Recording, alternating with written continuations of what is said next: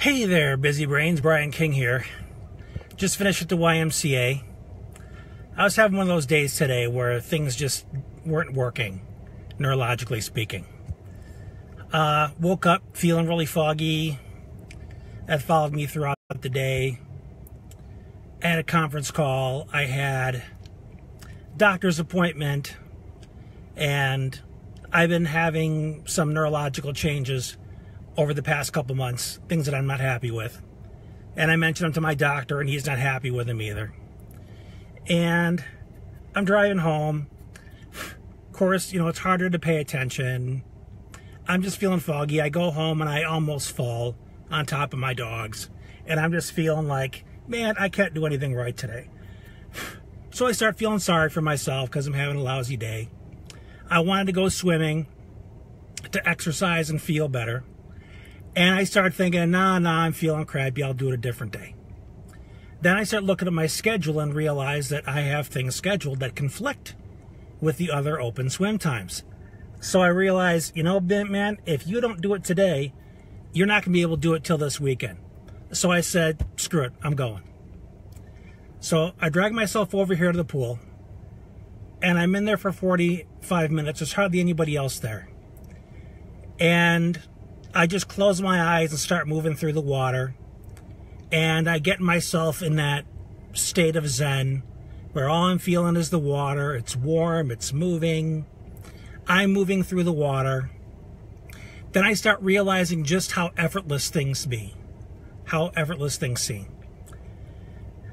My body wasn't cooperating when I was outside the water, but suddenly when I'm in the water, where balance is no longer an issue, I'm able to do the stretches that my trainer has me doing. I'm able to move my body more freely. And I'm realizing, man, this is exactly the experience I needed today.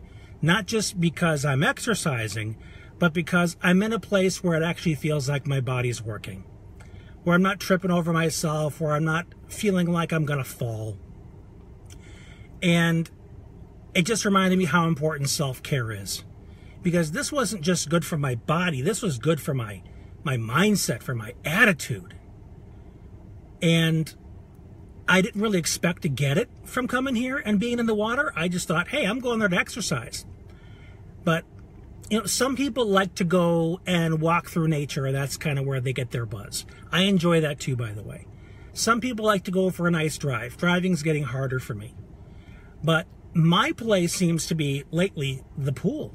Being in the water, where I can connect with my body, where I can relax my mind, where I can be in the moment and just focus on myself. Where is that place for you? Is it doing a hobby? Is it watching documentaries? Is it listening to your kids laugh? What is it? And do you get enough of it? After today, I'm realizing just how much of a priority I need to make this, not just for exercise, but to give my mind that reboot, that moment to just be connected with myself where I'm not doing anything else, where I'm not tempted to respond to an email, or I'm not tempted to open my eye and see if I got any alerts on my computer. None of that stuff has even a chance to intrude. And I saw that the time was ticking away and the open pool hours were ending. So I decided, 45 minutes is enough. I go back in the locker room, I'm changing. Then all of a sudden, this brood of kids come in. They look like they're maybe 5, 6 years old. I'm guessing it's probably a swim class or something. So this kid comes up next to me, looks like a little adult, maybe 3 feet tall. And he's looking at me, and he sees my belly, and he sees all the scars on it. And he says, hey, what happened to you? And I said, oh, I've had a lot of surgeries. And he said, oh, my grandpa had a lot of surgeries too. I said, you know what? I understand. He says, and then he looks at my iPhone laying there on the bench. He says, I got a phone too. That's because I'm a diabetic. And I said, yeah, it's important that you're able to call for help when you need it, isn't it? He says, uh-huh. He says, are you swimming today? I said, no, I just finished. It's your turn now.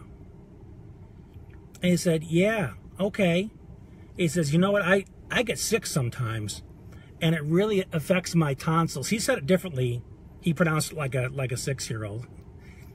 But he said, yeah, but my throat hurts and it's hard to talk, but then I get better. And I said, that's good. It's no fun being sick. So we just kind of had that moment, and we were comparing notes about our life struggles, and, he's just observing my body, observing my phone, and we're just having that moment together. And I wouldn't have had that if I stayed home bitching. I wouldn't feel good right now in my body and feel centered and connected if I stayed home bitching.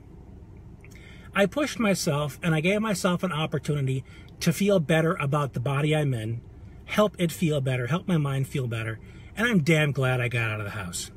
So now I get to go home and hug my kids. They're home from school now, and do some reading for the rest of the day when I'm not chilling with my boys. So I just wanted to share that with you.